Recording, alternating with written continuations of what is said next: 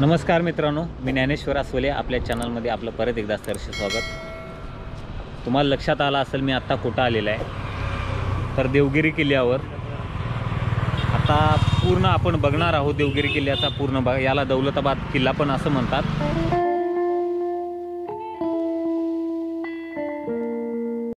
तर मित्रांनो, आत्ता जस्ट तिकीट काढलेलं आहे. इथं पर हेड प्रत्येक व्यक्तींना 25 रुपये तिकीट आहे. हे तिकीट आहे आणि कॅमेऱ्याचं पण अलाउड नाही. म्हणलं एवढ्या लांब आलो तर व्यवस्थित सगळं लिगली करूया. हे कॅमेऱ्याचं पण आहे, फक्त 25 रुपये आहे, तेवढं काही जास्त नाही. भव्य दिव्य असा हा दौलताबादचा किल्ला आहे. कारण अख्खा दिवस लागेल आणि आम्ही आलो तर गडबड करणार नाही. व्हिडिओ पूर्ण मोठा असू दे, परंतु पूर्ण डिटेलमध्ये माहिती देता येईल आणि प्रत्येक गोष्ट ही आपल्याला जतन करता येईल ह्या उद्देशानं पूर्ण दाखवाय व्यवस्थित पद्धतीनं.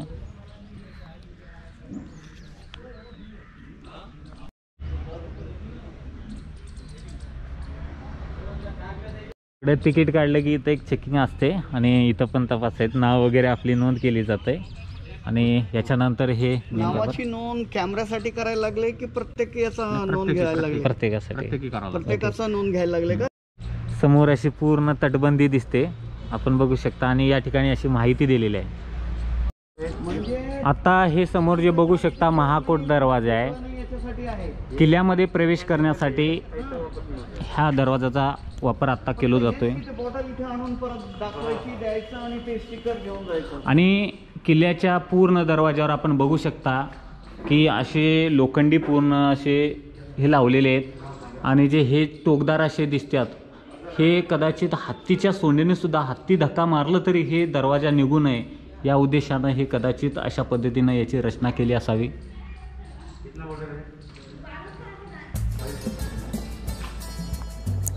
हा किल्ला यादवांच्या कालखंडात बांधला गेला, ज्याचं नाव देवगिरी ठेवण्यात आलं.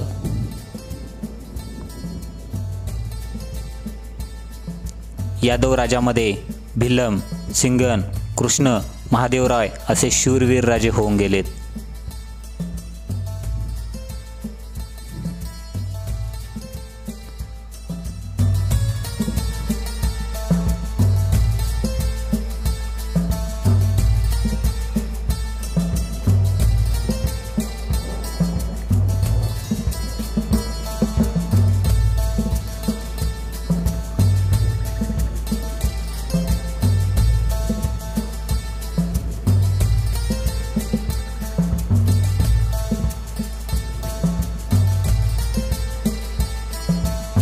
दरवाजातून आत आल्यावर दिसतात त्या तोफा, ज्या की आकाराने लहान मोठ्या असे आहेत.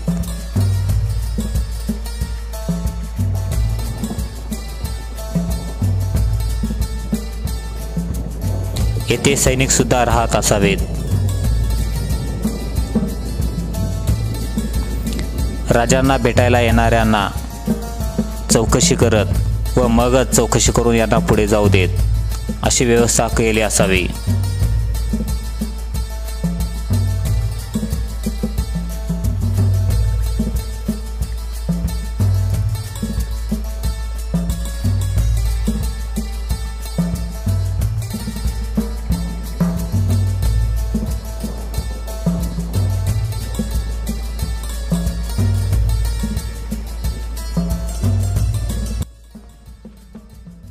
ह्या पूर्ण अशा भागामध्ये ऐतिहासिक वारसा म्हणून जपून ठेवलेले तोफे आहेत.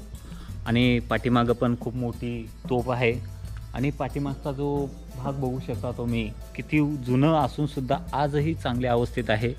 आणि बघण्यासारखी आणि स्तुती करण्यासारखी गोष्ट आहे की इथं स्वच्छता चांगली खूप आहे. या ठिकाणी बघू शकता जुनं दरवाजा पण आहे. तोफेचे अनेक प्रकार आहेत. हे बघा, हे कसली हे दिसते, खूप मोठी अशी तोफ आहे. अख्खं माणूस जाऊ शकेल एवढं मोठा ह्याचा पूर्ण असं वर्तुळ आहे.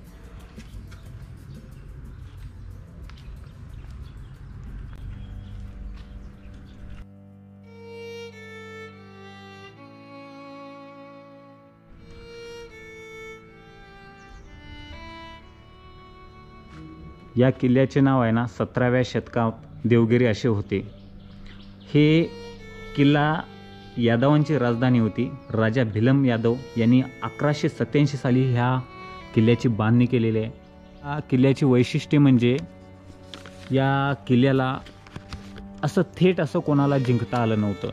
तर ह्या गड जिंकायचा असेल, हा किल्ला जिंकायचा असेल तर इतिहास जर बघितला तर छेलकपट आणि गद्दारी करूनच हा किल्ला जिंकण्यात आलेला आहे. कारण की एवढं असं सुरक्षा कवच या किल्ल्याला आहे की ते खूपच असं आहे. हाय प्रोफाईल सिक्युरिटी ज्या पद्धतीनं आत्ता आहे त्याच्या तरी किती चांगल्या पद्धतीनं त्यावेळेसची सिक्युरिटी या राजानं निर्माण केलेली होती. अशा पद्धतीनंच सुरक्षेच्या काळजीपोटी या गडाची उभारणी केलेली आहे.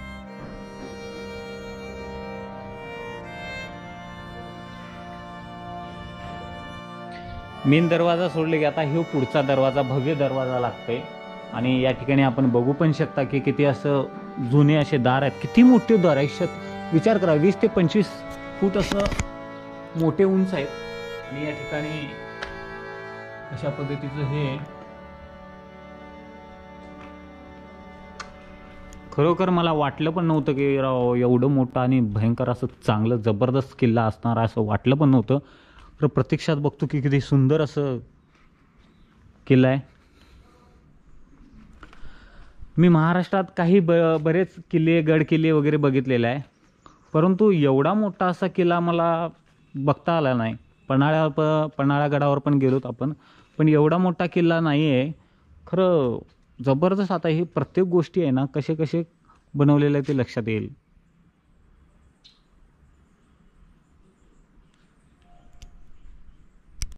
किल्ल्याला भेदणं सोपं नव्हतं. असे ह्या गड किल्ल्याला आहे ना 7 असे तटबंदी आहेत.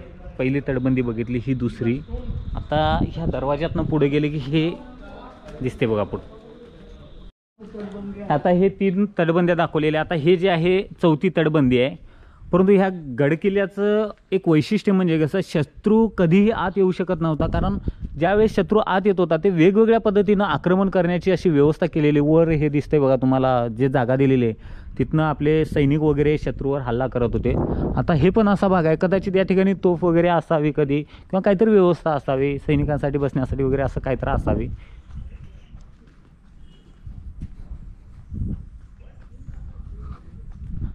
हे बघा प्रत्येक गोष्ट हे या ठिकाणी बघण्यासारखी आहे.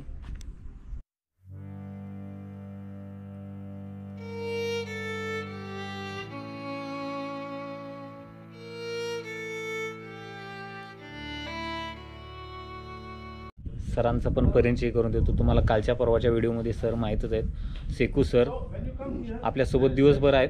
त्यांच्यासोबत मी दिवसभर आहे. आणि हा पूर्ण भाग सरांनी सांगतील, कारण ह्यांनी बऱ्याचदा आलेले आहेत. यांच्या चॅनलवर पण व्हिडिओज आहेत याचे, आपण बघू शकता. परंतु ह्या भागात आहे ना सरांना बरंच माहिती आहे. यांचं पण मार्गदर्शन आपल्याला मोलाचं ठरेल. ने देखा दौलताबाद किला जो है वो 7 तटबंदियों में बना हुआ है. तो अभी हम 4थी तटबंदी क्रॉस करके अंदर आ गए और जगह जगह हमको ये नज़र आएगा, ये जो चौकोन चौकोन बने हुए सुराख नज़र आ रहे हैं, ये वो जगह रहती थी जहाँ पर सिपाही बैठे रहते थे. अगर 3 तटबंदियाँ अगर कोई तोड़ के अंदर आ भी जाए, ऐसे तो ये जो बड़े बड़े गेट है 15-15, 20-20 फीट के, इसको अगर हाथी से भी मारा जाए तो वो हाथी तोड़ नहीं सकता. लेकिन उसके बावजूद अगर 4थी तटबंदी भी कोई तोड़ दे, तो इस तरह के बने हुए जो सुराख हुआ करते थे जगह जगह, वहाँ सैनिक बैठे रहते थे. और वो अगर कोई यहाँ से अगर कोई हमलावर आ रहा है तो उसको तीर कमान से वो वहाँ से हमला करके ख़त्म कर देते थे. याच्यानंतर पुढे आल्यानंतर आहे ना एक तुम्हाला मिनार दिसते. हे बघा जे समोर जे लांब दिसते ना ते मिनार आहे. तर 1445 साली आहे ना त्या मिनारचे बांधकाम केलेलं आहे. अल्लाउद्दीन बहमनी यांनी हा किल्ला जिंकल्यानंतर त्याच्या आठवण्यासाठी विजयाची आठवण म्हणून हे चांद मिनार बांधण्यात आलेलं आहे. 3 मजली असून आहे ना 230 पायऱ्या आहेत त्याला. 210 फूट उंची आहे. आपण जाऊया तिकडे गेल्यानंतर तुम्हाला जवळनं पण दाखवतो. म्हणलं त्याच्या अगोदर हे माहिती देऊया. प्रत्येक गोष्ट आहे ना गडकिल्ल्याला भेट दिल्यानंतर आपण गडबडीत कधीच करू नये, कारण बारीक सारीक अशा गोष्टी असतात ना नाविन्यपूर्ण कलाकुसरपूर्ण हे केलेले, विचार करू शकता की कल्पना करू शकता आपण त्यावेळेस कशा पद्धतीचे आर्किटेक्चर आणि इंजिनियर असतील की एवढं चांगलं हे गडकिल्ले बनवलेत कसे.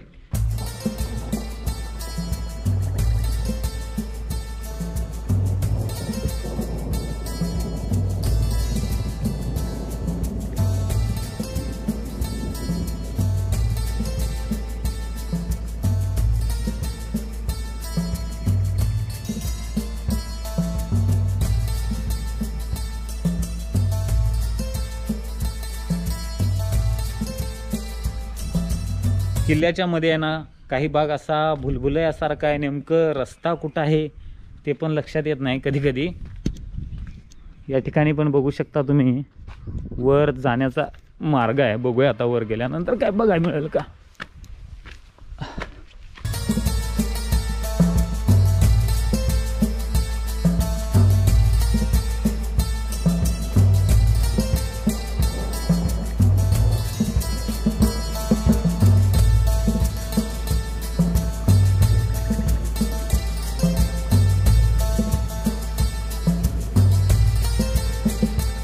इतिहासाच्या पुस्तकामध्ये वाचलो होतो की यादवांची राजधानी देवगिरी. त्यावेळेस वाटलं होतं की खरोखरच यादवांची राजधानी म्हटल्यानंतर भव्य दिव्य असावी, परंतु तशीच आहे.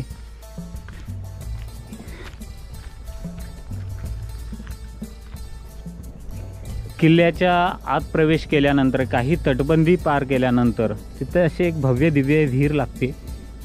आता विहिरीच्या ठिकाणी आलोत आपण की विहीर कशा पद्धतीनं आहे हे पण बघा. हे बघा,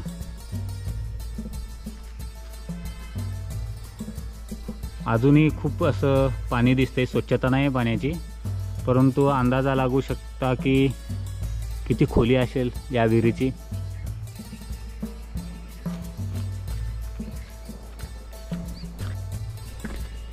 विहिरीला जाते वेळेस आत जाताना असे पायऱ्या आहेत, आपण जाऊ शकता, सहज जाऊ शकतो.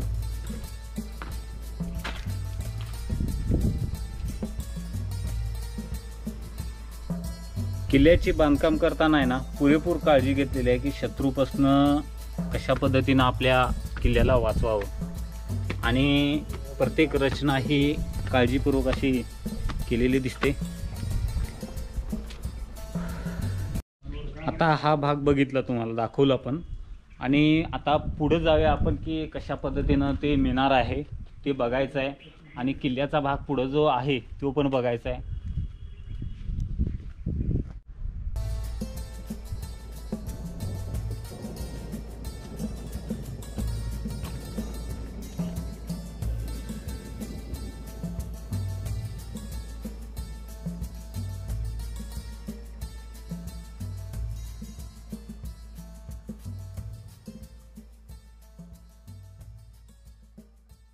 आता या इथं बघू शकता की कशा पद्धतीनं हे बनवलेलं आहे. तशी उंची जास्त नाही, 6 फूट उंची असावी, परंतु याचा एक उद्देश मला वाटते की असा असावा की ज्यावेळेस पूर्ण जे पहिली तटबंदी, दुसरी तटबंदी, तिसरी अशी तटबंद्या तोडल्यानंतर शत्रूंनी आत प्रवेश करत असते वेळेस त्याला रोखून ठेवण्याचं एक ठिकाण असावं. कदाचित पहिल्या ठिकाणी जर शत्रूवर वार केला असेल तो चुकला असेल, दुसऱ्या ठिकाणी वार केला असेल तो पण चुकला असेल, असे अनेक असे एक प्रकारची खिडक्या देवळ्या म्हणावे त्या ठिकाणी सैनिक बसले असावे किंवा कदाचित तोफ पण असावी. ह्याद्वारे शत्रूवर हल्ला करून या शत्रूला येथेच रोखण्याचा प्रयत्न या ठिकाणी केला जात असावा. ह्या उद्देशानं ही अशी बांधकाम रचना केलेली आहे. आणि गडामध्ये तुम्हाला बराचसा भाग दाखवला की तटबंदी केवढी मजबूत आहे, आणि प्रत्येक ठिकाणी अशी व्यवस्था केलेली आहे की तिथं सैनिक बसू शकतो, आणि ज्यावेळेस शत्रू आत प्रवेश करण्याचा प्रयत्न करेल त्यावेळेस त्याला वेगवेगळ्या पद्धतीनं रोखण्याचा प्रयत्न केला जात होता. पुढच्या भागात जात आहोत आपण, हत्ती आहोत.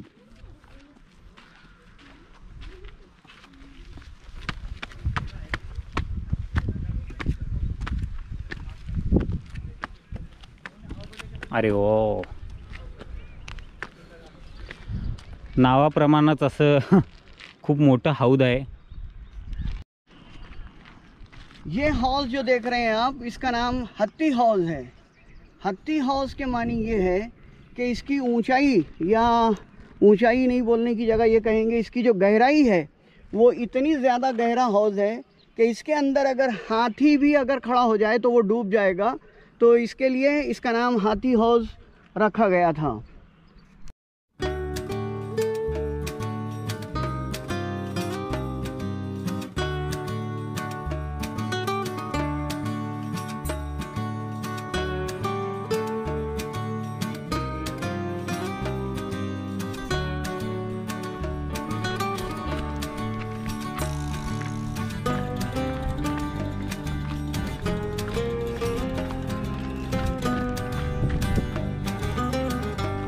सरांची व्लॉगिंग चालू आहे। आता हत्ती हौद बघणं झालेलं आहे, त्याच्यानंतर पुढच्या साईडला आहे ते भारत माता देवीचं मंदिर आहे, तिकडे जाऊया।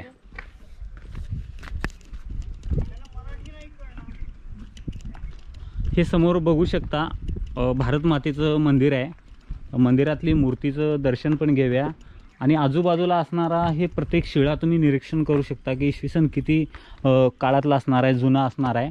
आणि असणारी ही तटबंदी पण अजूनही चांगल्या अवस्थेमध्ये बघायला मिळते।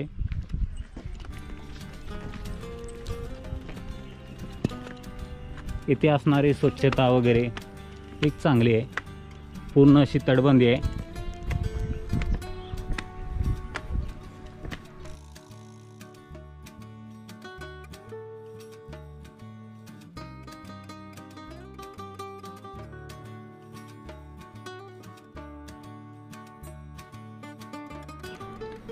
तर मित्रांनो, आत्ता आलो मी भारत माता मंदिर दौलताबाद देवगिरी किल्ल्यावर।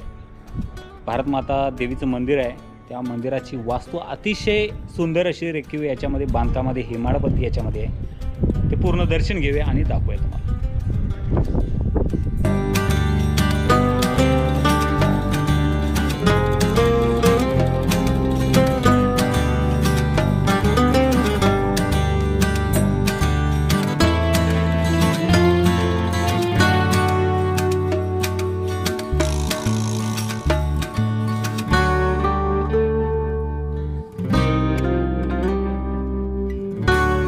समोर आहे भारत माता देवीचं मंदिर। आधी त्याच्या अगोदर आहे ना आपण हे भाग बघूया, त्याच्यानंतर तिकडे जाऊया। या ठिकाणी असे भरपूर असे खांब दिसतात, जे सभामंडपाचा भाग असावा किंवा अर्धवट बांधकाम झाले असावे। आणि पुढे असे खूप मोठं असं मैदान दिसतंय,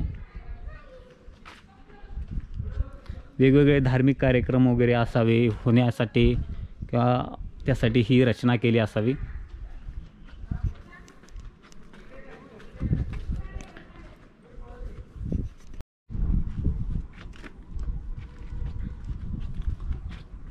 मंदिराची रचना आपण बघितल्यानंतर लक्षात येते की हेमाडपंथी बांधकामामध्ये ह्या मंदिराची बांधकाम शैली ही यादवकालीन असावी, कारण की बरेच असे नक्षीकाम त्या कालावधीमध्ये झालेले असे दिसून येतात।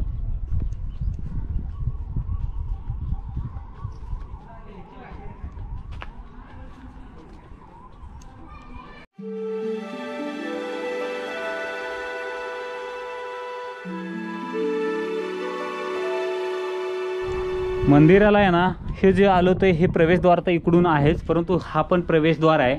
मेन म्हणजे इकडून लोक येऊ शकतात।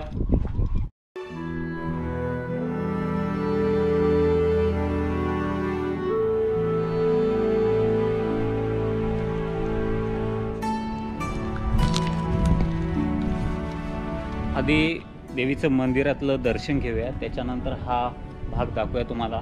खूप मोठे पिलर वगैरे दिसतात, तर काय शैली असेल त्यावेळेसची बांधकाम करण्याची, प्रत्येक गोष्ट हे कशा पद्धतीनं तयार केलेलं आहे, खरोखर कल्पनेच्या पलीकडची ही गोष्ट आहे। अतिशय सुंदर हे मंदिर आहे।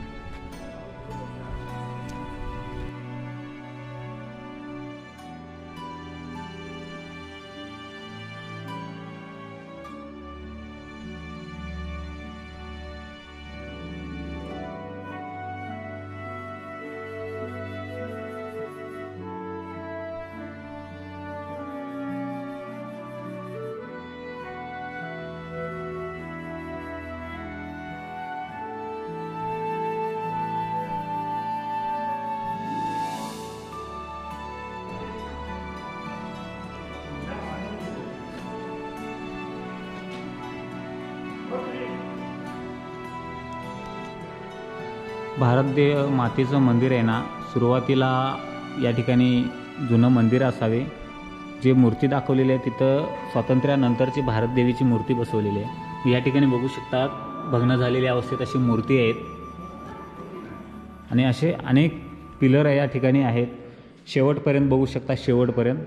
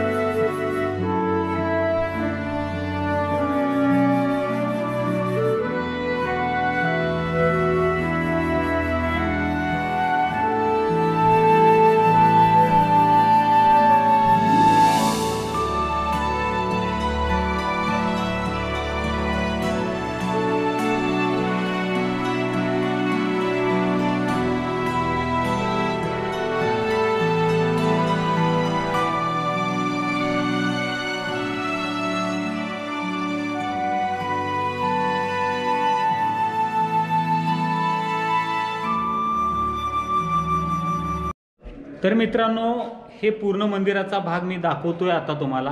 परंतु काही गोष्टी आहे ना, ऐतिहासिक गोष्टी आपल्याला तारखा नाही, हे कोणी बांधलं, कोणत्या देवाचं मंदिर आहे, काय आहे हे सांगण्याची आपल्याला हौस आहे, छंद आहे. परंतु काय होते, कधी कधी कसलेही पुरावे नसतात. बऱ्याच ऐतिहासिक गोष्टीमध्ये आहे ना काही निश्चितता नसते, म्हणजे कधी बांधलेलं आहे, कोणी बांधलेलं आहे. त्यामुळे आहे ना चुकीचं सांगण्यापेक्षा त्यावर भाष्य न केलेलं परवडते. म्हणून मी ह्या गोष्टी इतिहासामध्ये खोलपर्यंत जात नाही, कारण की कसल्याही आधारानुसार आपण तारखा वगैरे काही सांगू शकत नाही. परंतु तुम्हाला बघू शकता की सौंदर्य या मंदिराचं काय ते हे बघू शकतो आपण. त्याच्यानुसार अंदाजा लावू शकतो की या बांधकाम शैलीवरनं कोणत्या काळातील आहे वगैरे बांधलेलं सांगू शकतं. परंतु हे हेमाडपंथी बांधकाम असल्यामुळे यादवकालीन असावे हे एवढं मात्र निश्चित वाटतंय.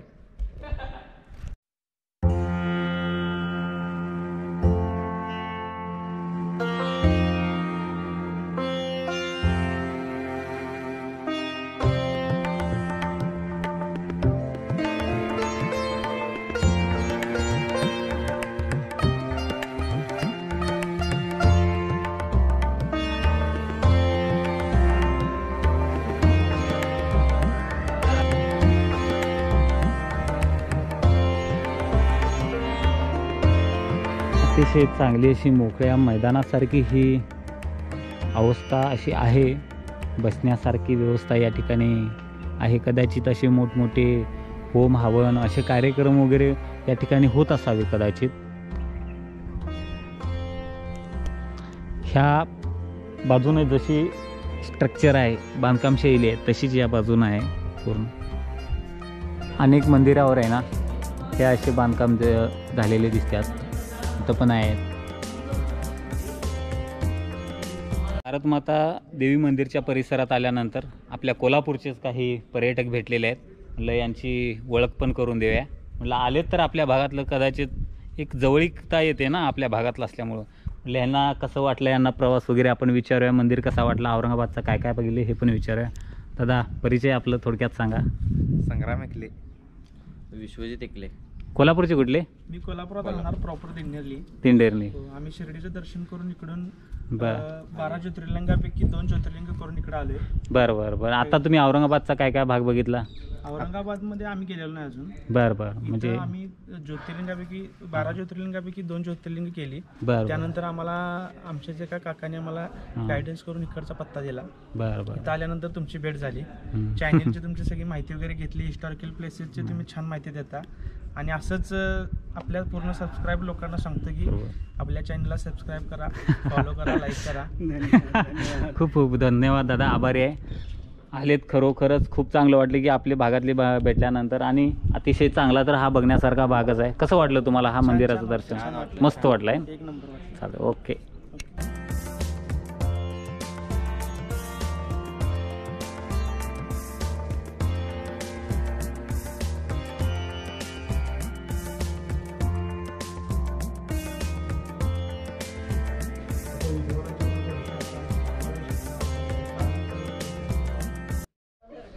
तर मित्रांनो, भारत देवीचं दर्शन घेतलेलं आहे आणि भारत माताचं मंदिर आपण बघितलेलं आहे, पूर्ण दाखवलेलं आहे. परंतु काही ऐतिहासिक गोष्टी अशा असतात की आपण त्यावर खोलवर जात नाही. आपलं काम आहे दाखवण्याचं.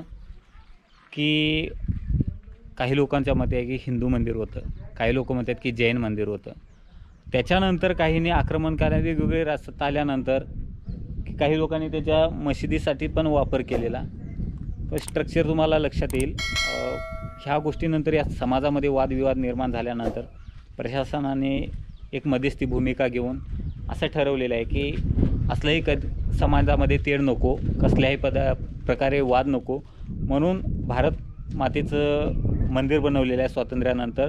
की भारत माता म्हणजे आपल्या सगळे देशवासी, सर्व धर्मीयांचं एक ठिकाण, एक आराध्य स्थान म्हणून हे भारत देवीचं मंदिर बनवलेलं आहे.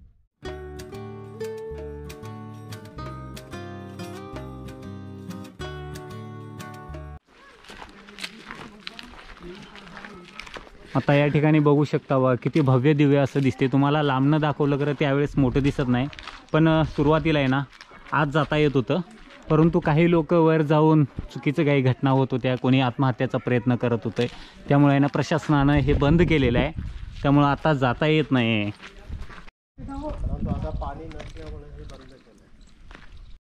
आता हे जे माझ्या पाठीमागं दिसतंय मिनार खूप मोठा आहे, उंचीला खूप आहे. आपण बघू शकता 230 पायऱ्या असून त्याची उंची आहे ना 210 फूट असे एवढं उंचीचं आहे. आणि लांबनं तेवढं हे दिसत नाही, परंतु आत्ता इथं आल्यानंतर लक्षात येते की आपल्याला किती उंच आहे आणि असं लाल याच्यामध्ये बांधलेलं आहे. आता हे विचार कर बघा, गेरूचा रंग दिलेला आहे. पहिलं हे गेरूचा रंग दिलेला आहे, याची डागडुजी लाल दिसावा या उद्देशानं गेरूचा रंग दिलेला आहे याला. थोडंच मिनारच्या पुढच्या भागात आल्यानंतर हे काही तोफा आहेत, ते तोफा दाखवतो तुम्हाला. बराचसा भाग असा आहे की आपल्याला अख्खा दिवस अपुरं पडतं आहे. खूप मोठा परिसर आहे. गडकिल्ल्यांचा मेन किल्ला तर आणि लांबच राहिलेला आहे. म्हटलं त्याच्या आधी सर्व दाखवायला पाहिजे, कारण ह्या आठवणी असतात. परत आपण येतो न येतो, त्यामुळे ना गडबडीत काही गोष्टी बघून काही राहू नये ह्या उद्देशानं पूर्ण डिटेल्समध्ये बघता येईल तुम्हाला. ह्या आत्ता ज्या ठिकाणी आलेला आहे ना मी, ह्या तोफेंचा एक संग्रहालय म्हणावं लागेल. कारण बरेच असे तोफा आहेत, वेगवेगळ्या धातूच्या, वेगवेगळ्या विश्लेषणातल्या, वेगवेगळ्या राजवटीतल्या, ह्या सगळ्या तोफा आहेत. हे ना जे तोफा दिसतात ह्या पंचधातूच्या आहेत, लक्षात येईल तुम्हाला. आणि एकूण असे 53 तोफा आहेत. ह्या पूर्ण राऊंडमध्ये बघू शकता 53 तोफा आहेत. काकी या ठिकाणी कामाला असतात. म्हणजे काय म्हणलं तुम्ही बोलत होते, काय तर माहिती सांगत होता. नाही नाही, हे ह्या 50 आहेत म्हणलं, ह्या 3 आहेत 53 हां हां, ह्या 50 आणि हे संपूर्ण तटबंदीवरती होत्या अगोदर बुर्जावरती. हां. मग ह्या भारत सरकारने सगळ्या एका जागी आणल्या हां. आणि याची म्युझियम तयार केली इथं. बरोबर बरोबर. म्हणजे गडकिल्ल्याचं रक्षण करण्यासाठी या तोफेने कधी काळी महत्त्वाची भूमिका बजावलेली आहे. हे बघू शकता काय ताकद असेल या तोफेमध्ये, किती मोठी तोफ आहे. आणि तर अशी माहिती दिलेली आहे बघा, कशा पद्धतीनं हे तोफेचा वापर केला जायचा, ही सगळी माहिती दिलेली आहे यात.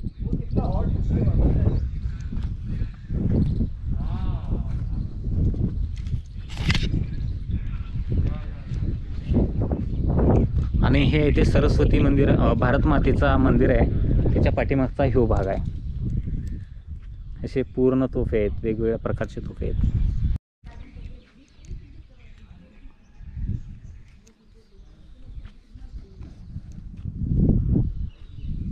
बघू शकता की या तोफेची वेगवेगळी रचना आहे. हे छोटे मोठे तोफ.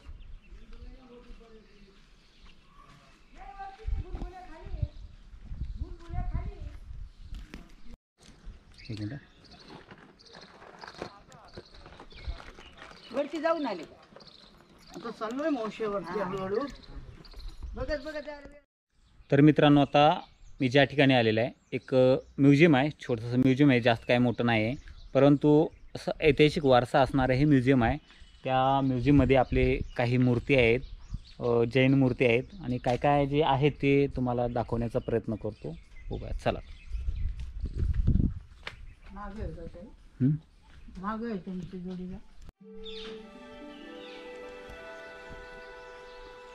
या ठिकाणी मूर्ती या अनेक अशा आहेत. पूर्ण असं म्युझियमचा भाग आहे, ते दाखवूया. त्याच्या अगोदर ह्या मूर्तीपासून सुरुवात करूया आपण. ह्या मूर्त्या बरेच चांगल्या अवस्थेत आहेत का, तर काही व्यवस्थित नाही आहेत, म्हणजे मोडतोड झालेली आहे. त्यामुळं व्यवस्थित पद्धतीनं बघता येईल आपल्याला.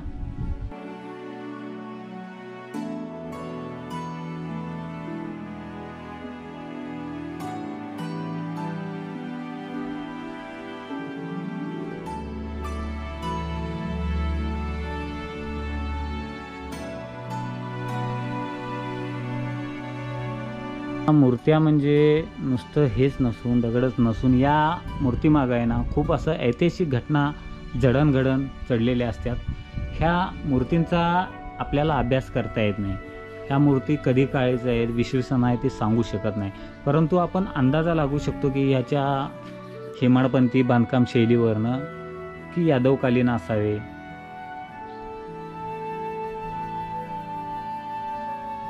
हे बघा, प्रत्येक गोष्ट या ठिकाणी बघण्यासारखी आहे. किती नक्षीकाम आहे की या ठिकाणी बघू शकता. किती सुंदर असे मूर्तीची कोरीव काम केलेलं आहे. एक कल्पना करण्यासारखी गोष्ट आहे की त्यावेळेसचे लोक किती आर्टिस्ट होते, किती महान असे चित्रकार म्हणावे, शिल्पकार म्हणावे असे होते. हे बघा, या ठिकाणी मूर्त्या बघू शकता. सोपी गोष्ट नाही, चेष्टा नाही. हे पूर्ण असं या पद्धतीनं हे करणं आपल्याला आहे ना, साध्या कागदावर सुद्धा आपल्याला पेंटिंग करता येत नाही, परंतु या ठिकाणी चांगल्या पद्धतीने केलेलं आहे.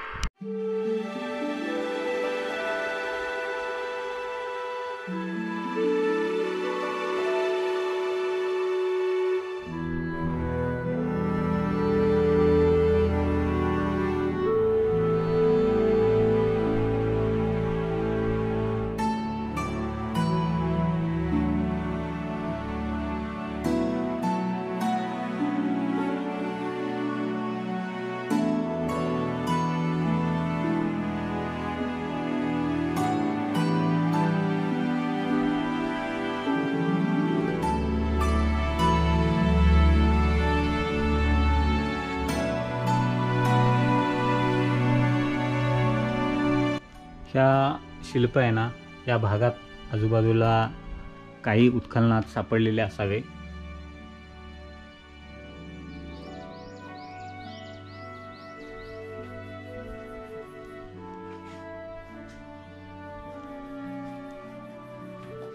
किती सुंदर मूर्ती आहेत बघू शकता.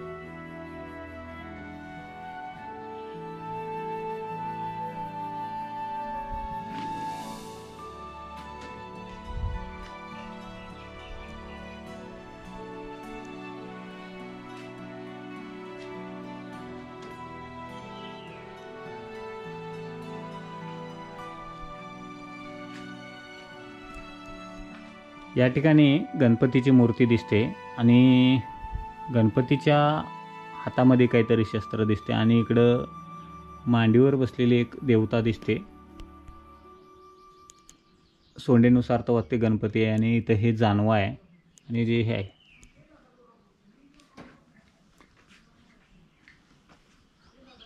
हे बघू शकता यार. दगडामध्ये कसली साखळी बनवली असेल यांनी. हे तुम्हाला बघितल्यानंतर वाटत पण नाही काय हे दगड आहे, ओरिजिनल लोखंडी साखळीच अशी वाटते.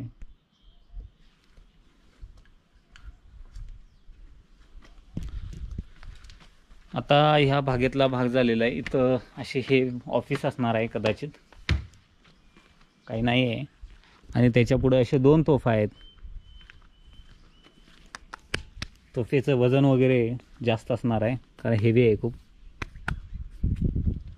या किल्ल्याच्या आजूबाजूला आहे ना अनेक बुरुज आहेत.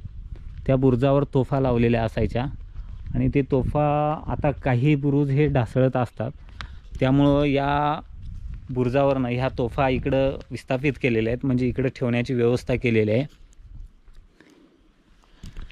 या ठिकाणी इथं एक हे आहे म्हणजे राजवटीचं काहीतरी सिम्बॉल असणार आहे किंवा त्या कोणत्या काळातील हे काही सांगता येत नाही, अभ्यास करता येत नाही आपल्याला, परंतु काही लोकांना माहीत असते की अभ्यास करून सांगू शकतात की हे कोणत्या कालखंडातील आहे.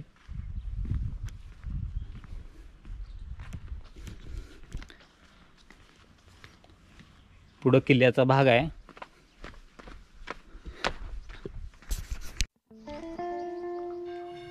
हे बघा इथं बघू शकता. एक इतिहासाचा अभ्यास करणारे एक जिज्ञासू वृत्ती असलं ना तर आपण ह्या खरोखरच ह्या वस्तूचं सौंदर्य बघू शकतो.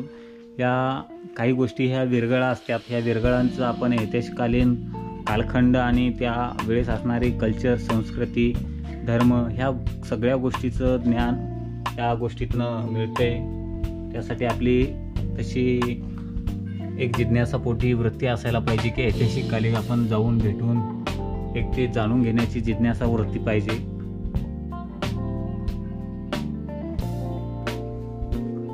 या ठिकाणी बघू शकता बा अनेक मंदिराला आहे ना, तुम्ही कुठेही जावा, जेवढे हेमाडपंथी मंदिर आहेत ना त्या ठिकाणी हे अशा मूर्त्या दिसतात, खांबावर आहे ना मूर्त्या दिसतात आणि हे त्यातलाच भाग असावं. हे जे आहे ना मूर्ती ती दिसते आणि या ठिकाणी बघू शकता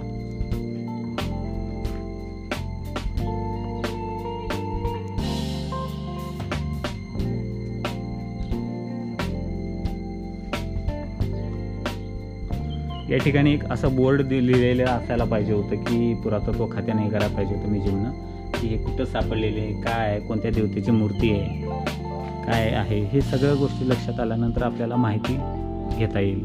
हे नंदी इथं आहे बघा.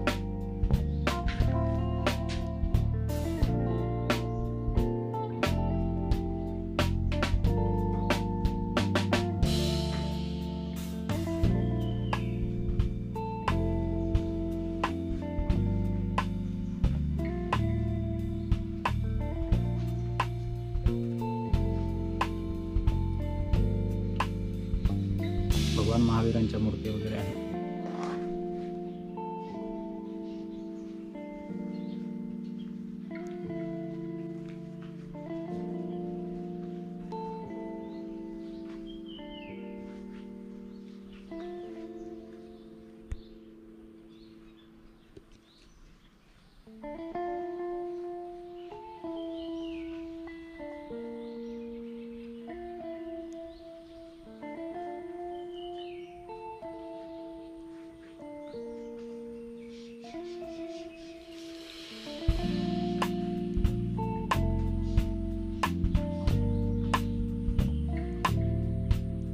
साईडनं असणाऱ्या बारीक सारीक मूर्ती आपण बघू शकता आपण.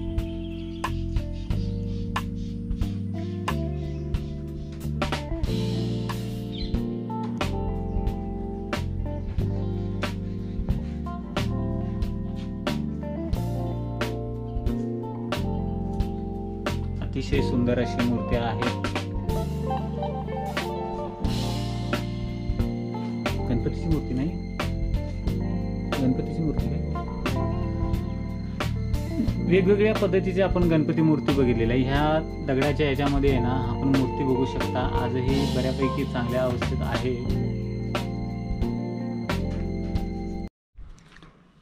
तर मित्रांनो, अशा पद्धतीनं हे म्युझियम आहे ते बाग दाखवलेलं आहे. बरेच मूर्त्या वगैरे आहेत, चांगल्या पद्धतीनं आहे सगळं.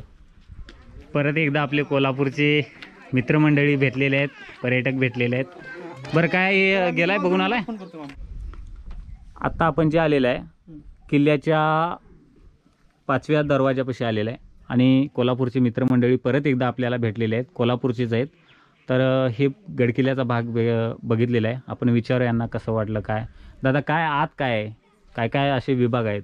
आतमध्ये गेल्यानंतर हा 5वा दरवाजा तुम्ही आहे. इथून आत गेल्यानंतर डायरेक्ट शत्रूची दिशाभूल करण्यासाठी एक मृत्यूचा म्हणजे भुलभुलैया. भुलभुलैया म्हणून एक बर. त्यांनी वेगळा एक गुफा केलेला आहे. हां हां हां. तिथं शत्रूला कन्फ्युज केलं जाते. म्हणजे आता तुम्ही बघितला असेल हा बराच भाग आतला कसा वाटला, म्हणजे एकंदरीत हा किल्ला तुम्हाला कसा वाटला? छान वाटला स्ट्रक्चर वगैरे आणि तिथं स्ट्रक्चर आणि प्लॅनिंग या खूप किल्ल्याचं खूप. एक नंबर आहे. म्हणजे महत्वाची या गोष्टीमध्ये आपण म्हणू शकतो की संरक्षण, सिक्युरिटी, आणि शत्रूला कसा चकवा चकवा द्यायचा द्यायचा. ते या किल्ल्याच्या मार्फत आपण बरोबर. शिकू शकतो.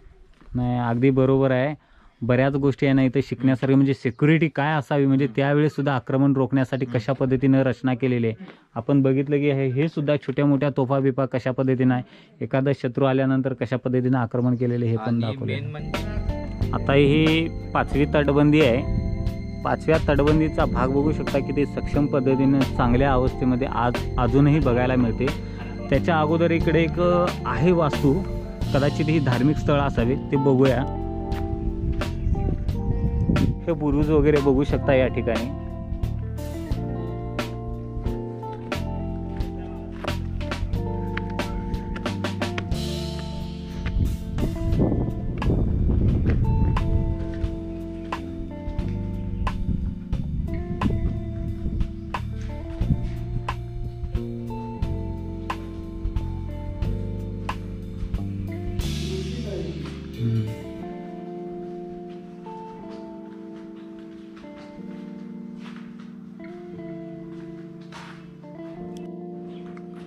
या देवगिरी दौलताबाद किल्ल्यावर आहे ना अनेक घराण्याची राजसत्ता होती. सुरुवातीला यादवांनी बांधले, त्याच्यानंतर वेगवेगळे राजवटी ते घराण्याची सत्ता आली, मुघलक आले, परत बहामनी, तुघलक ह्या घराण्याची सत्ता आल्यानंतर आहे ना या ठिकाणचा वेगवेगळ्या प्रार्थना स्थळासाठी वापर केला जायचा. आता गडातल्या आतल्या मेन गडाकडे प्रवेश करूया. किल्ल्याच्या आतील भागात समोर माकडं वगैरे आहेत.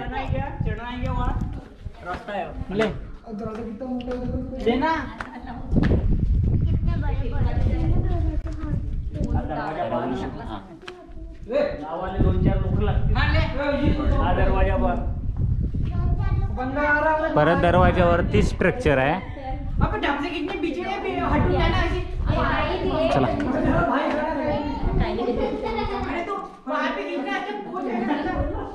सुरुवात इथून होतीये. इथे जर हे पायऱ्या जर तुम्ही बघितलं तर ही सरळ पायरी आहे. सरळ पायरीच्या नंतर लगेच एक तिरपट एक पायरी तुम्हाला दिसेल, पुन्हा एक अशी तिरपट पायरी, मग काहीतरी असा एक दिसेल. आणि याचा जर तुम्ही अंतर पाहिला तर कुठे कमी अंतराची शिड्या आहेत, कुठे जास्त अंतर आहे. याचा जो हे हाईट आहे, इथे तुम्हाला जास्त हाईट आहे, कुठे इथे कमी हाईट आहे. इथे कमी हाईट दिसणार आणि हा जो डिस्टन्स आहे तो कुठेही तुम्हाला सारखा दिसणार नाही. याचं काय कारण आहे की हा सारखा का दिसत नाही? याचं कारण असं आहे की ज्या वेळेस सारखा अंतर असतो माणसाला खाली पाहायची आवश्यकता वाटत नाही. ये कम है ज़्यादा है तो इसके लिए ये होता है कि आदमी को नीचे देखकर चलना पड़ता. तो जब कोई हमला करने वाला दुश्मन का कोई अगर फौज आ रही है तो वो ऊपर नहीं देख सकती, उसको नीचे देखकर चलना पड़ेगा. और जब ये जैसा कि आप देख रहे हैं तो जब वो नीचे देखकर चलेंगी तो ऊपर जो बैठे हुए सिपाही रहते हैं यहाँ पर, वो वहाँ से तीर कमान से वगैरह हमला करके और फिर उसको मार देते थे. तर बघू शकता तुम्ही किती चांगल्या पद्धतीनं स्ट्रक्चर आहे आणि बऱ्यापैकी आहे आणि वास्तू पण काही ठिकाणी आहे ना पडझड होत आहे. याकडं पुरातत्व खातं, पर्यटन विभाग यांचं लक्ष देणं महत्त्वाचं आहे. परंतु ज्यावेळेस आता हे तटबंदी आहे, ज्यावेळेस परकीय शत्रू आत येते, बरेच असे तटबंदी आहेत ते भेदणं तर सोपंच नाही आहे. परंतु कदाचित जर भेदलं तर पुढची योजना कशा पद्धतीनं शत्रूला रोखावी ह्या उद्देशानं आहे ना हे वरच्या ह्याच्यात पण असं सैनिक बसलेले असायचे आणि साईडला दिसतात, ह्या दिसतात, परत ह्या अशा अनेक खिडक्या देवळ्या वगैरे दिसतात. या ठिकाणी सैन्य वेगवेगळ्या पद्धतीनं शत्रूवर ज्यावेळेस ते दरवाजातनं आत येत आहेत त्यावेळेस त्यांच्यावर हल्ला करून त्यांना येथेच रोखण्याचा प्रयत्न केलं जात होतं आणि वेगवेगळ्या युक्त्या, नियोजन ह्याद्वारे वरपर्यंत गडाच्या किल्ल्याच्या वर भागापर्यंत शत्रूला जाण्यास मजाव केला जात होता. आता या ठिकाणी पायऱ्यांच्या आपण रचना बघू शकता की एकसारख्या पायऱ्या कुठंच दिसत नाही तुम्हाला, काहींची उंची कमी, काहींची जास्त आणि वेगवेगळ्या पद्धतीनं, असं जेणेकरून शत्रूचं लक्ष हे खाली असावं आणि शत्रूला कोण आक्रमण करत आहे समोरनं ते दिसू नये ह्या उद्देशानं ह्या पद्धतीनं असं स्ट्रक्चर केलेलं आहे. आणि याच्यातनं पण बघू शकता पलीकडला भाग तुम्ही. किल्ल्याचा बराचसा भाग मोठा आहे त्यामुळं सातत्यानं आपण दाखवतच आहोत, डिटेलमध्ये दाखवत आहोत. पण या ठिकाणी आपण बघू शकता की काही विकृत मानसिकतेचे लोक आहेत, नावं टाकतात, पण तुमच्या काय प्रॉपर्टी काय स्वतःची नाही आहे. त्यासाठी हेरिटेज जे वस्तू असतात, वास्तू असतात, गडकिल्ले असतात, ह्यांचं जतन करणं आपल्या प्रत्येकाचं कर्तव्य आहे. की कसल्याही पद्धतीचं तुम्ही या ठिकाणी आल्यानंतर आहे ना नावं वगैरे लिहू नका, जेणेकरून हानी पोहोचेल. पावित्र्य राखण्याचा आपण प्रयत्न केला पाहिजे.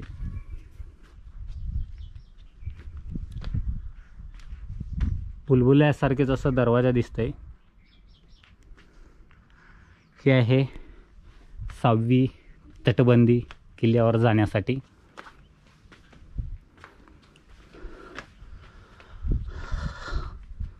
बराचसा भाग पडत आहे कारण 1000 वर्षापूर्वीची ही इमारत असते.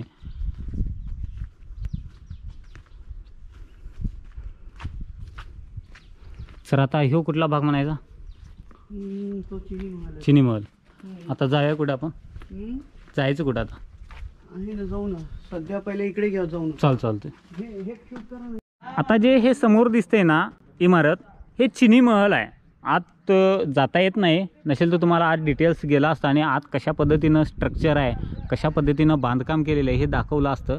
परंतु आपण बाहेरनं बघू शकतो की किती छान पद्धतीनं असं जुन्या शिल्पकलेनुसार, स्ट्रक्चरनुसार ते बांधलेलं आहे.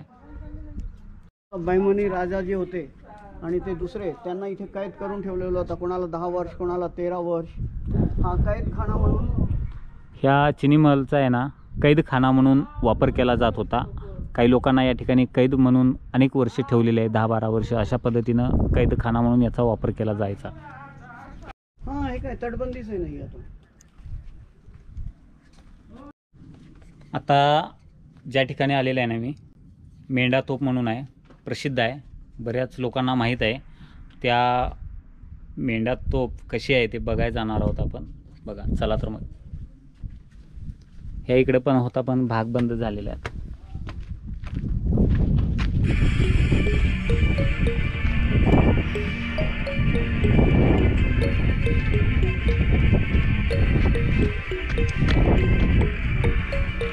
या बुरुजावर सगळ्यात महत्त्वाची भूमिका बजावणारी म्हणजे मेंढा तोप.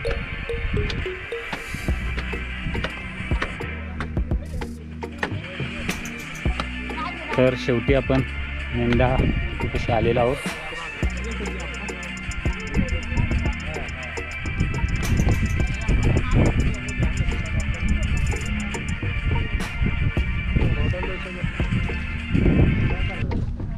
ह्या तोफेला आहे ना मेंढीचं जे स्ट्रक्चर दिलेलं आहे, मेंढीचा चेहरा दिसतोय म्हणून या तोफेला मेंढा तोफ असे म्हणतात.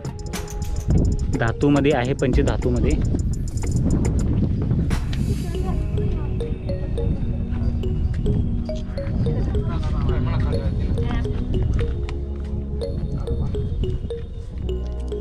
का नाम है, ये तोप का नाम है किला शिकन तोप.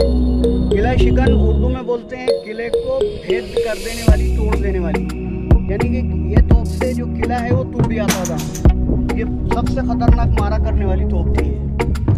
और यहाँ पर फिर ये जो है, ये उसका नाम लिखा हुआ है अबू जफ़र मोहिउद्दीन मोहम्मद औरंगज़ेब, जो औरंगज़ेब बादशाह है, ये उसका नाम इस पर लिखा हुआ है. ये बहादुर आलमगीर बादशाह, ये जो यहाँ पे उसका नाम लिखा हुआ है. यहाँ पर इधर अगर आप देखेंगे तो यहाँ पे वो जो कुरान है उसकी एक आयत यहाँ पे लिखी हुई है, नस्र मिनल्लाहि व फतहुन करीब, इस तरह से लिखा हुआ है. ये वबश्शिरिल मोमिनीन फल्लाहु खैरुल हाफिज़ीन, इस तरह से कुरान की होते. तो वो धार्मिक आदमी था औरंगज़ेब, तो उसने इस तरह से यहाँ पे लिखा था और ये तोप उसी ने मंगाया था. ये देवगिरी किल्ल्यावर यादव, खिलजी, तुगलक आणि मुघल यांची सत्ता होती. यांचे राजघराणे या किल्ल्यावर राज्य केलेले आहे. त्यामुळं अनेक असे घराण्यांची काही ना काही पुरावे या ठिकाणी मिळत असतात. तशीच ही तोफ पण आहे.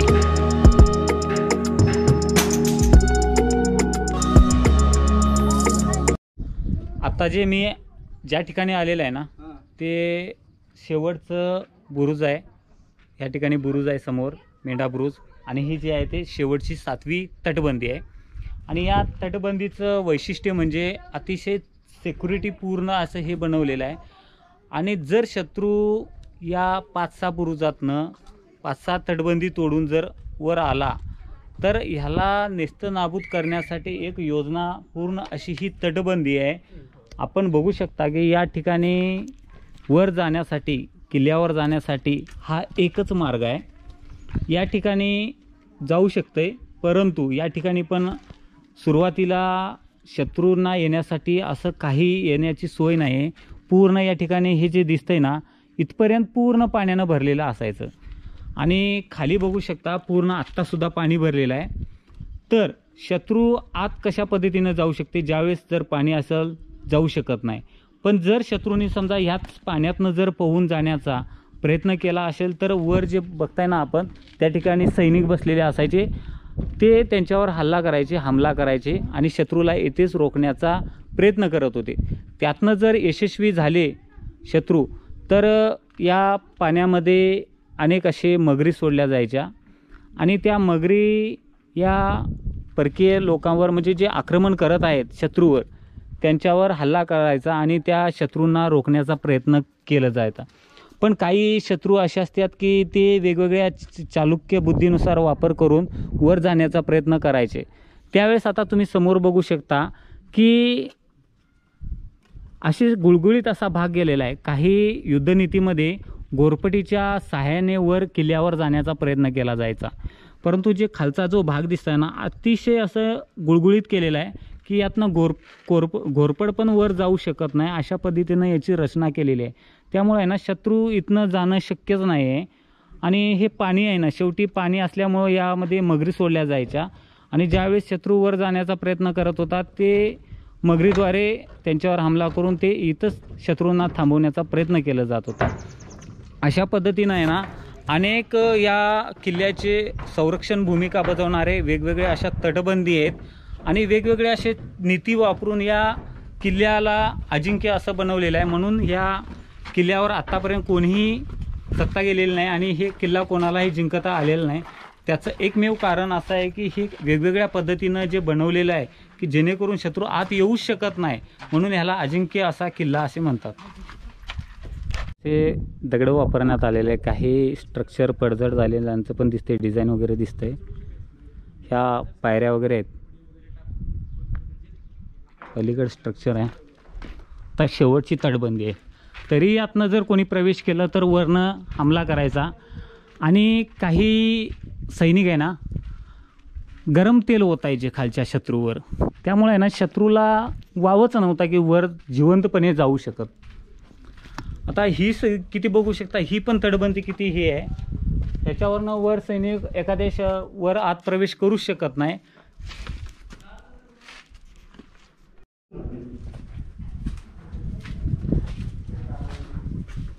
बघू शकता हे कशा पद्धतीनं बनवलेलं आहे. अभी हम आ रहे हैं मेंढा तोप के पास. मेंढा तोप से जैसे ही हम आगे आते हैं तो यहाँ से अब भूल भुलैया स्टार्ट हो जाती है. जैसे ही आप यहाँ आएंगे तो यहाँ पर ये अंधेरा कमरा नजर आएगा आपको. अब यहाँ से जब कोई दुश्मन के सिपाही, दुश्मन के लोग जब यहाँ से गुजरेंगे तो उनको अंधेरे में बैठे हुए जो सैनिक है वो नज़र नहीं आते थे. इधर राइट और लेफ्ट साइड में अगर आप देखेंगे अंधेरा होता था और वो जो दुश्मन के जो लोग आ रहे हैं, फौज आ रही है, तो फिर वो अंधेरे में बैठे हुए सिपाही उनके ऊपर हमला करते, तीर कमान से, तलवार से उनकी गर्दन काट देते या तीर से मार के मार देते थे.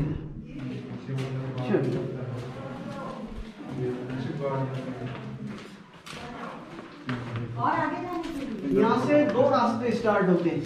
एक ये रास्ते से गए तो ये बाहर के रास्ते से ऊपर चले जाएंगे किले पे, और एक है ये भूल भुलैया वाला रास्ता है जो यहाँ से अंदर जाने के बाद ऊपर किले की तरफ निकलता है। तो हम दोनों भी रास्ते से जाएंगे, टाइम हुआ तो चलेगा इधर से भी जाएंगे, या फिर ये करेंगे कि भूल भुलैया वाले रास्ते से जाएंगे और सीधे रास्ते से आएंगे, आते टाइम इधर से आ जाएंगे। फिर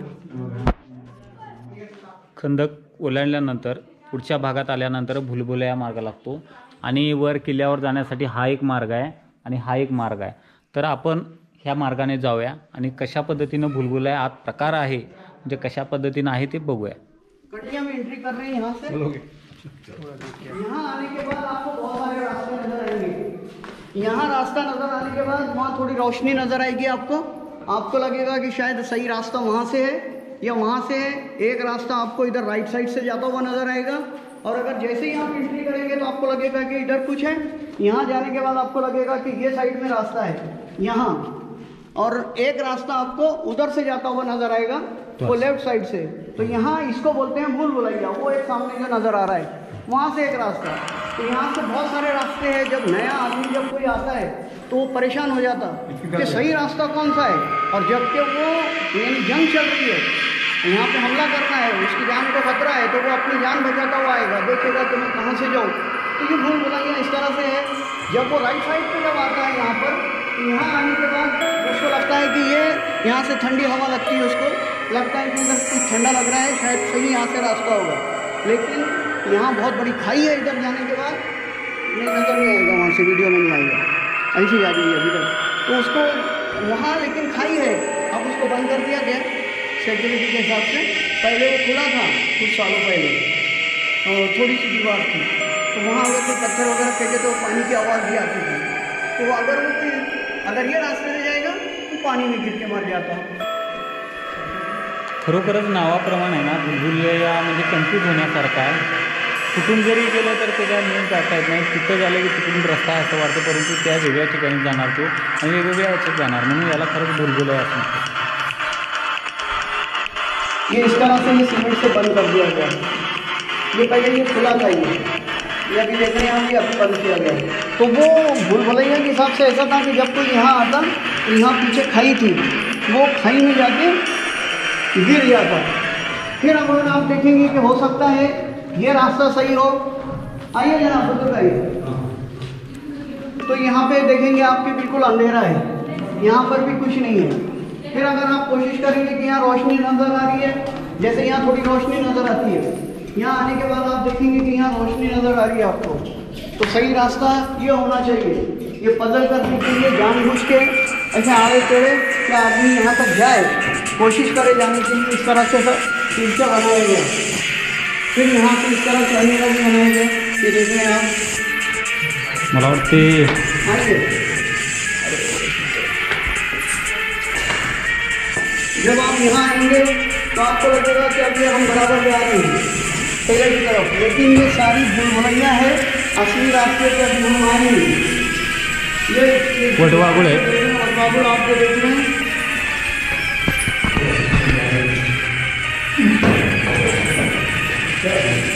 बहुत सारे वटवागुड़ यहाँ पे आपको नजर आ रहे हैं। तर खरोखरच आहे ना, बघू शकता याला जिकडे जाईल तिकडं काही दिसत नाही आणि पूर्ण अंधार आहे। अंधार असल्यामुळं कदाचित कुठंच रस्ता काहीच दिसणार नाही, त्यासाठी टॉर्च आणलेली आहे। तर आम्ही टॉर्च आणलेले आहे। अगर आप देखेंगे तो यहाँ कहीं रास्ता है, लेकिन ये कुछ भी नहीं है। यहाँ पे आने के बाद यहाँ पर जो है ये जो पहले से जो सिपाही है वो यहाँ बैठे रहते थे अंधेरे में, और जो भी यहाँ से आता वो अंधेरे में बैठे आदमी को नजर आते वो उसको मार देते थे।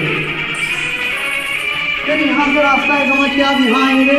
अभी ये आप अंदर चले जा रहे हैं, फंसते जा रहे हैं, ये सही रास्ता नहीं है, ये मुझे पता है, मैं जानबूझ के आपको पजल कर रहा हूँ। अरे ये अगर आप देखेंगे ये सारे पजल करने के रास्ते हैं। परत याच ठिकाणी आलेले आहे त्यामुळे ये अगर जाएंगे आप तो ये सब पजल करने वाले हैं। देखो अंदर कुछ नहीं है, अगर अंदर जाके देखेंगे आप रूम जैसा नजर आ रहा है, जो भी अंदर गया फंस गया, पूरे रूम जैसा है। अब यहाँ से ये देखिए,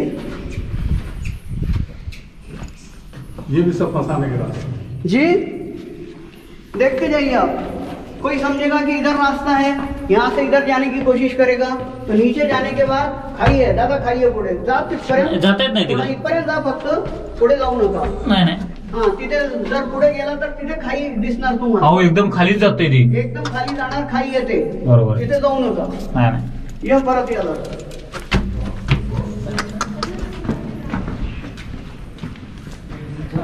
पहिले पार्ट बाय पार्ट देखा हुआ है.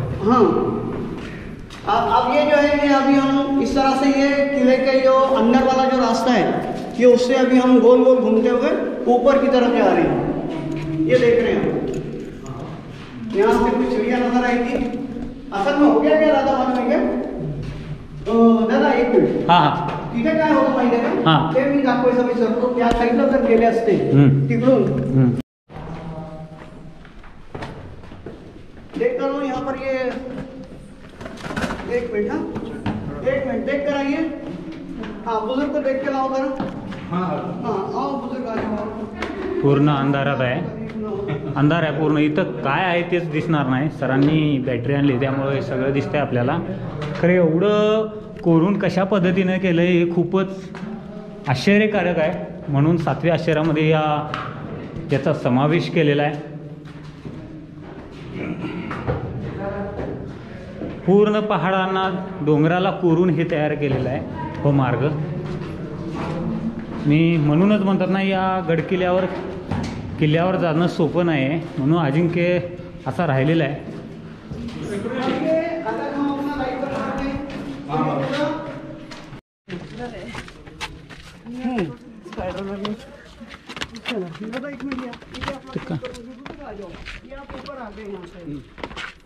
आपण आता आलो होतो, मी स्वतःही बदल झालो आता इथे. काय आहे? कारण की ते कसं आहे, मी जे तुम्हाला म्हटलं होतं की इथे वरती आल्यानंतर जसं राईट साईडला इथे रस्ता आहे म्हणून जर चाललो आपण, बरं, तर हे पडणार. पहिले थोडा अजून होता, पडणारच. असा रस्ता आहे की लगेच इथे हे बघा तुम्ही, इकडे बघा, अरे बाप रे, हे बघा, इकडे बघा, हे बघा, हे आहे आलं लक्षात. याच्यामध्ये बघा, स्क्रीन मध्ये बघा, स्क्रीन मध्ये तुम्हाला दाखवतो. दिसतंय. हे बघा, हे बघा, आहे? एकदमच खाली येतं. म्हणजे सांगण्याचं तात्पर्य तात्पर्य अतिशय डेंजरस आहे. म्हणजे शत्रू त्यावेळेस अशी सुरक्षित असं काहीही केलेलं नाही, पण पर्यटक येतात म्हणून हे तयार केलेलं आहे, म्हणजे जेणेकरून जाऊ नये. आणि त्यावेळेस कसली लाईट वगैरे अशी काही व्यवस्था नव्हती. म्हणजे नाही, शत्रू काहीच खाली नव्हतं. डायरेक्ट याच्यातच जायचं. या ठिकाणी आहे ना, बुलबुल्यामध्ये काही मित्रमंडळी भेटलेले आहेत एन्जॉय करते वेळेस. बघूया दादा, कुठले हो आपण? आम्ही सर्व उस्मानाबाद जिल्ह्यातील असलेल्या या गावच्या आहोत. बरं बरं. किल्ल्यावर बघितलाय, गेलाय काय? नाही, आता बघायचं. जाणार आहे. बरं, तुम्हाला हे बुलबुले काय वाटलं? खरंच बुलबुले आहे ना? खरंच खूप डेंजर आहे. अशा पद्धतीनं हे पण बघत आहेत आणि पुढचा भाग आपल्याला दाखवूयात. वटवाघूळ, पूर्ण वटवाघूळ आहे. तो ये भूल भुलैया जिसको बोलते, मैं वही बताना चाह रहा हूँ आपको कि ये है भूल भुलैया.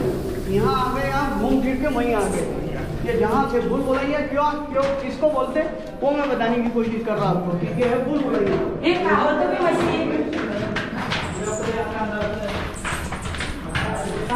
यार एवढा अंधार आहे ना, परत परत फिरून त्याच जागी येते म्हणून बुलबुले म्हणतात. हे वर आहे बघा. आणि यात अशी व्यवस्था केलेली आहे की शत्रू शक्यच नाही येणं. आणि पाठीमागं वर बघू शकता, हे आता तयार केलेलं आहे. पण काही काही वेळेस कसं होते माहिती आहे, जर चुकूनच शत्रू आला, वर लाईट लावलेली आहे त्यामुळे हे उजेड दिसतंय. जर इथनं शत्रू येत असेल तर हे जी जागा दिसलेली आहे ना, त्यावर सैनिक बसलेला असायचा. ते शत्रूवर वार करायचे वेगवेगळ्या शस्त्राद्वारे असो किंवा गरम तापलेलं तेलनं सुद्धा शत्रूवर आक्रमण करायचे. म्हणून शत्रू हा वरपर्यंत किल्ल्यापर्यंत पोहोचणार नाही. अशा पद्धतीने हे यादवकालीन किल्ला आहे ना, किती भविष्याचा विचार करून असं हे किल्ला बनवलेला आहे. आणि हे जे कोरलेलं आहे ना, एकाच खडकामध्ये कोरलेलं आहे. लाल दिसतंय, कदाचित हे जांभ्या खडकाचं असावं. आणि हे काही ठिकाणी पायऱ्या कोरलेल्या आहेत, तर काही ठिकाणी पायऱ्या तुटल्यामुळे या ठिकाणी काही दगड पण बसवलेले आहेत. आता हे नंतरच्या काळामध्ये हे असं सगळं थोडंफार बनवलेलं आहे सुरक्षेच्या कारणास्तव. मी वर बघू शकता बघा.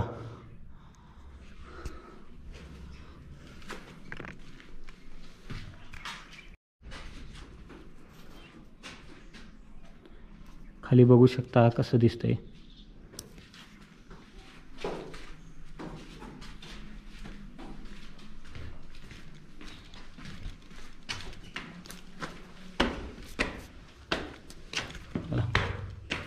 हे थोडं एकदम स्ट्रेट आहे, त्यावेळेस शत्रू एवढं फास्ट पळू पण शकत नाही.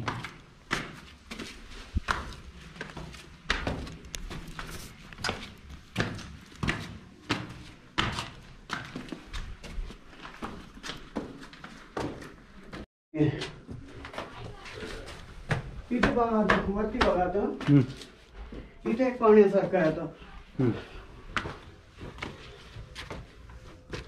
इकडे इकडे.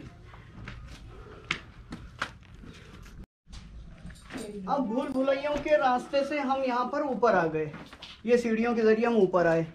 अब यहाँ आने के बाद हम ये देख रहे हैं, यहाँ एक कुछ लोहे का कोई नज़र आ रही है प्लेट जैसी, जो आप देखेंगे कि यहाँ एक चैनल टाइप का है, तो इसको खींचने के बाद ये आगे आ जाती है या पीछे चले जाती है ना, ये देख रहे हैं आप. तो ये क्या होता था कि ये इसको जब इधर तक खींच लिए तो ये पूरा यहाँ तक का एरिया कंट्रोल कर लेता. यहाँ पर आग लगा दी जाती, बहुत सारी आग लगा देने की वजह से ये जो लोहे का था, ये इसको बोलते थे लोहे का तवा.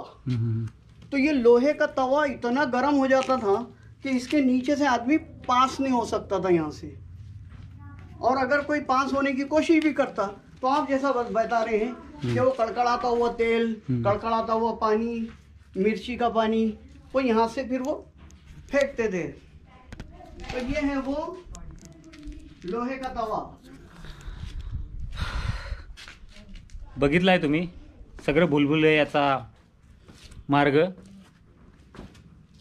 अशा पद्धतीनं हा भुलभुलैयाचा मार्ग होता.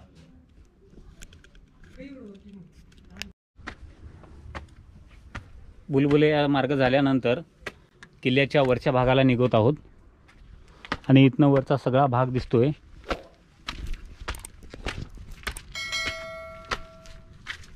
असे अनेक शिड्या आहेत, पायऱ्या आहेत वर जाण्यासाठी.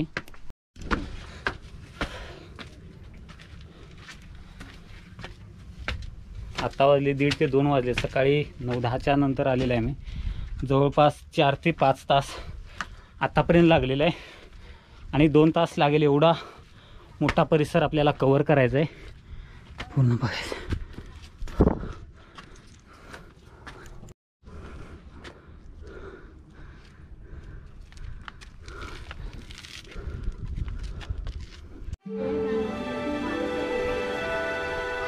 किल्ल्याचा बराचसा भाग वर आल्यानंतर एक मंदिर दिसते किल्ल्यावर, गणपतीचं मंदिर आहे.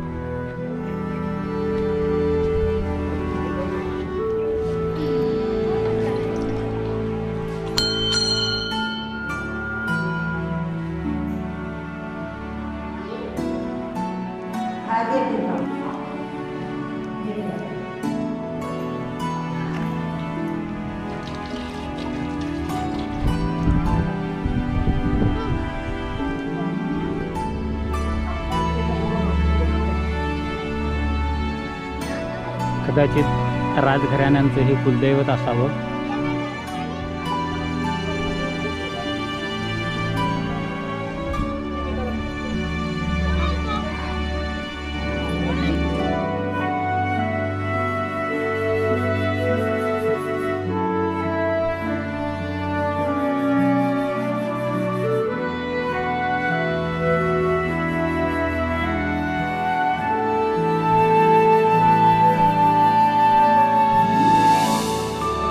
बारादरी बघायचं आणि दुर्गा तोफ बघायचं आहे आपल्याला.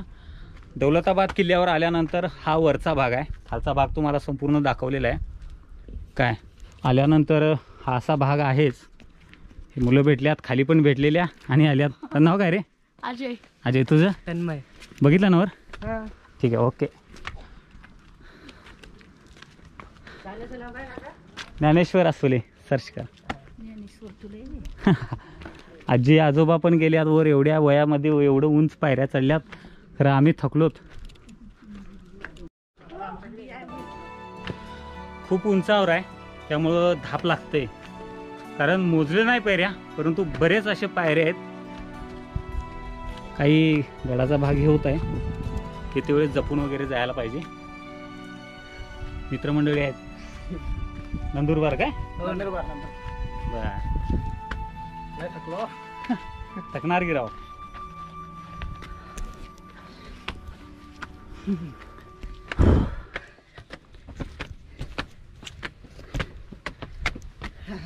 अरे वा, किती सुंदर असं दिसतंय बघा. देवगिरी किल्ल्याचा सगळ्यात उंच भाग, वरती भाग असणारा म्हणजे बारादरी. तर आता खालचा संपूर्ण भाग बघितलेला आहे, दाखवलेला आहे. परंतु या ठिकाणी आत्ता आलोत आम्ही.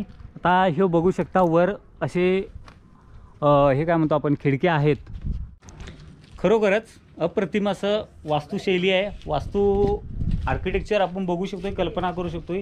त्यावेळेसचे आर्किटेक्चर आणि इंजिनियर किती असे कुशल पद्धतीनं बांधलेले आहेत. कितना बेस्ट दिख रहा है.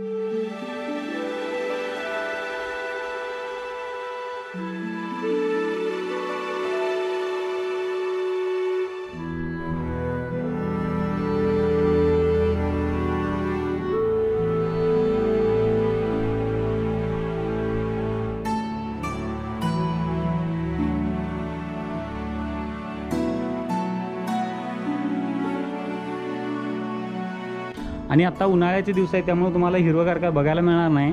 परंतु संपूर्ण पावसाळ्यामध्ये हिरवा असतंय. आणि खाली जो बघताय ना, ते पूर्ण अशी तटबंदी दिसते. 7 तटबंदी आहेत. भव्य दिव्य असा हा किल्ल्याचा भाग आहे. आणि हा गॅप आहे तसा बारादरीचा आहे ना. वरचा भाग बघू शकता आपण, हे बघा. आणि खूप थंड हवेचं ठिकाण आहे. पूर्ण उंच असल्यामुळं पूर्ण गारवा येतो. आणि हे जे बांधकाम केलेलं आहे ना, हे चुन्याचा वापर केलेला आहे, त्यामुळं गारवा आहे याच्यामध्ये.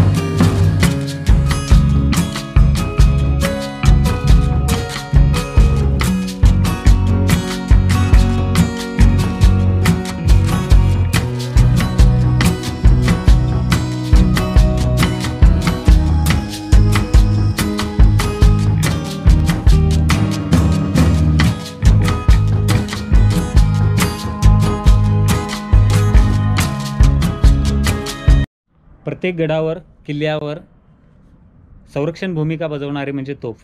तर तोफेचे वेगवेगळे नावं आहेत आणि तोफेचा गडाचं रक्षण करण्यासाठी खूप महत्त्वपूर्ण भूमिका आहे.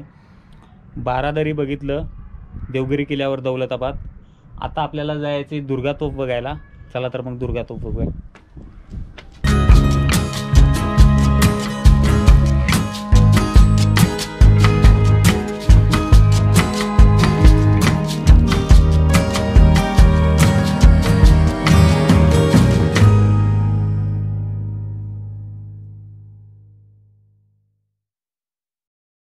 हे खाली जाण्यासाठी एक भुयारी मार्ग आहे, परंतु आत्ता काही दिसत नाही आत. सगळे बाटल्या वगैरे दिसतात, त्यामुळं कदाचित हा बंद पण झालेला असावा. समोर आहे दुर्गा तोफ, तिकडे जाणार आहोत. किल्ल्यावर भुयारी मार्ग असतात, त्याच पद्धतीने इकडे भुयारी मार्ग आहे आणि ह्यो पण खालचा भुयारी मार्गाचाच भाग दिसतोय.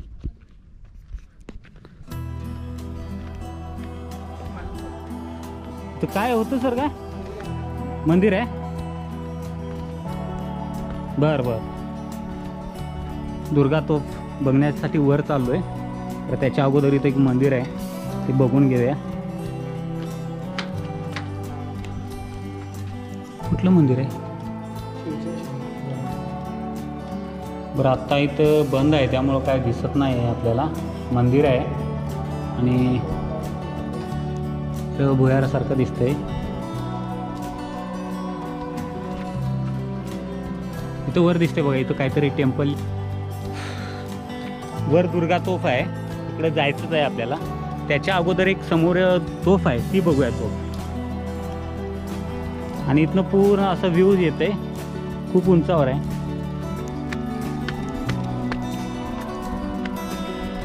सरांचं फोटोग्राफी चालूच आहे.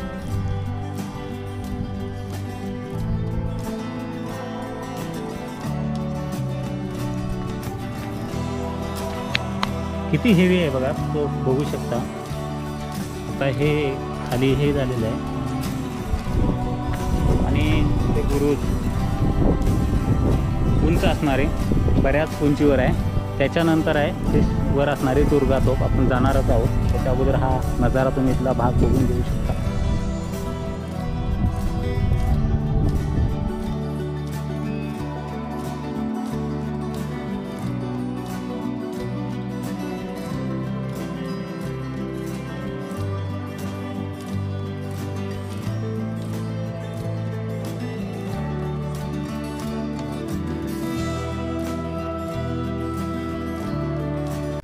शेवटचं उंच असणारं, सर्वात किल्ल्यावर दौलताबाद किल्ला वर उंच असणारं हे बुरुज म्हणजे दुर्गा तोफेचं ठिकाण.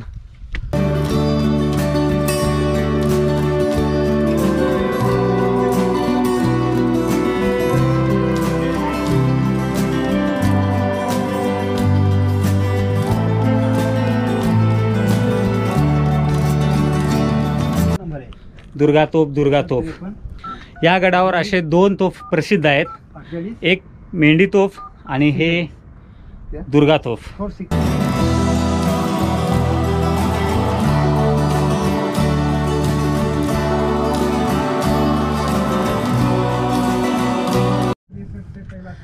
सर्वात शक्तिशाली तोफ म्हणून हे दुर्गा तोफ मानले जाते. 2 तोफे या गडावर प्रसिद्ध आहेत, एक मेंढा तोफ आणि एक दुर्गा तोफ. त्यातलीच ही सर्वात मोठी असणारी दुर्गा तोफ पंचधातूमध्ये बनवलेली आहे. हां, घेतलं घेतलं घेतलं म्हणून तर बिल असतं.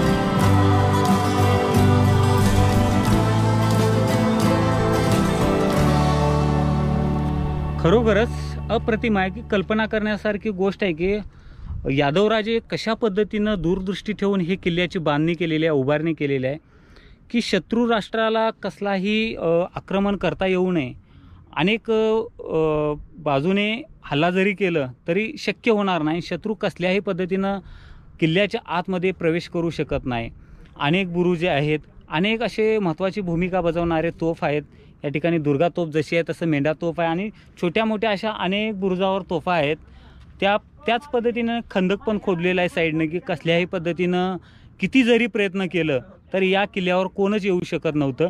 म्हणून ह्या किल्ल्याला अजिंक्य असा किल्ला म्हटलं जाते. हे जे तोफ दिसते ना, काला पहाड तोफ आहे, त्याच्या अगोदर आपण इकडं आलेलं आहे, ती बघितलं आणि त्याच्यानंतर इकडं आलोत. ही दुर्गा तोफ. या ठिकाणी तोफेचं नाव बघू शकता, दुर्गा तोफ. ज्यावेळेस यादवांनी गडाची निर्मिती केली, बांधकाम केले, त्यावेळेस पहिल्यांदा ही दुर्गा तोफ या ठिकाणी ठेवलेले.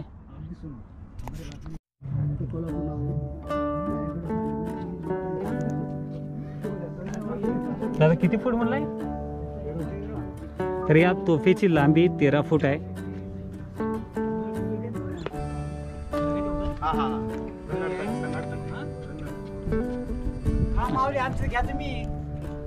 आमची घ्या भाषण आम्हाला सांगा तुम्ही, आम्ही बोलतो बघा नाही ते. काही मंडळी आलेले हा. आहेत, मित्रमंडळी आले आहेत, हौशी आहेत, ट्रेकिंग करायला आले आहेत गडावर. तर कसं वाटलं तुम्हाला पूर्ण भाग? चांगलं वाटलं आम्हाला. कुठनं आलाय? आम्ही अकोला. अकोला. तुम्ही हो? औरंगाबाद. तर तुम्ही इथले स्थानिक का? ओके. तर अशा पद्धतीनं वर आहे ते दुर्गा तोफेचा बुरुज आहे आणि दुर्गा तोफ तर बघितली. त्याच्यानंतर खाली जाते वेळ आहे ना, खाली आलो एक भुयारी मार्ग आहे. इथं काय आहे नेमकं बघूया आपण. मोठे सर्प असतात. होय, सर्प असतात. बरं बरं. खाली बघा बरं काय आहे का. हां, या ठिकाणी भयंकर असं डेंजरस भाग दिसतोय आणि सर सांगतात की या भागात साप वगैरे सर्प असू शकतात.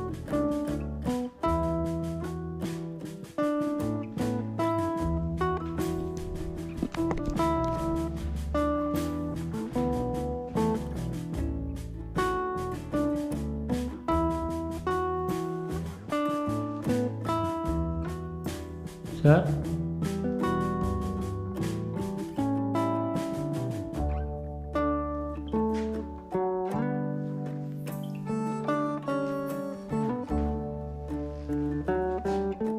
या ठिकाणी तर महादेव मंदिर आहे. महादेवाची पिंड वगैरे नंदी दिसते. माहित नाही.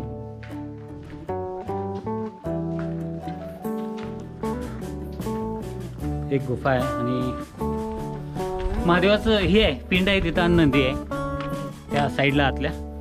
तर अशा पद्धतीनं आहे हा भाग.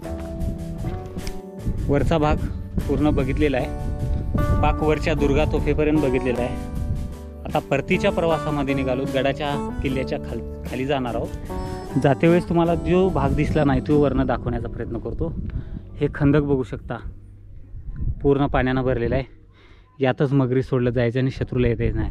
आणि ह्याची रचना बघू शकता या किल्ल्याची. पूर्ण वरनं दिसेल तर काही दिसणार नाही, ह्यो भाग दिसणार नाही, फक्त हे खालचे झाडं दिसतात. वर बघितलं तर 12 ते हे आहेत ना, त्यावरनं दुर्गा तोफेपासनं जर बुरुजावरून बघितलं काय दिसत नाही. हा भाग दिसतोय. आता बघूया पुढं. याला वर जाण्यासाठी आहे ना 2 मार्ग होते. एक आपण सुरुवातीला दाखवला ते भुलभुलैया भुयारी मार्ग आणि ह्यो आहे तो पायरी मार्ग. आता वरच्या भागातनं आलोत वेगळा मार्ग. ह्यो आहे भुयारी मार्ग, समोर जे जातोय ते भुयारी भुलभुलैया मार्ग आणि ह्यो आहे पायऱ्यानं मार्ग जाणारा. तर आता तो भाग दाखवला तर ह्यो राहिलेला भाग, म्हणून ह्यो पण दाखवतो तुम्हाला. अशा पद्धतीनं आहे. अरे बाप रे, पाय वगैरे दुखत आहेत पूर्ण. आज 3 ते 3:30 वाजलेले आहेत. पूर्ण दिवस त्यात गेलेला आहे. सरांनी पण आहेत खाली. इकडून जाऊया सर.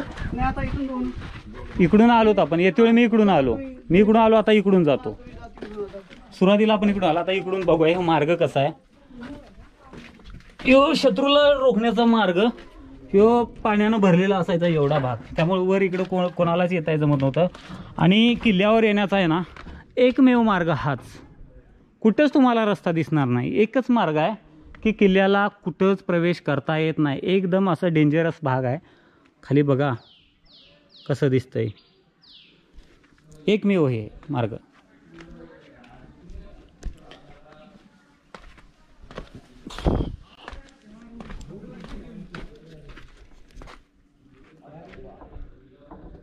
खूप खोली किती आहे माहीत नाही, पण चांगले आहे. लोक वरनं जातात.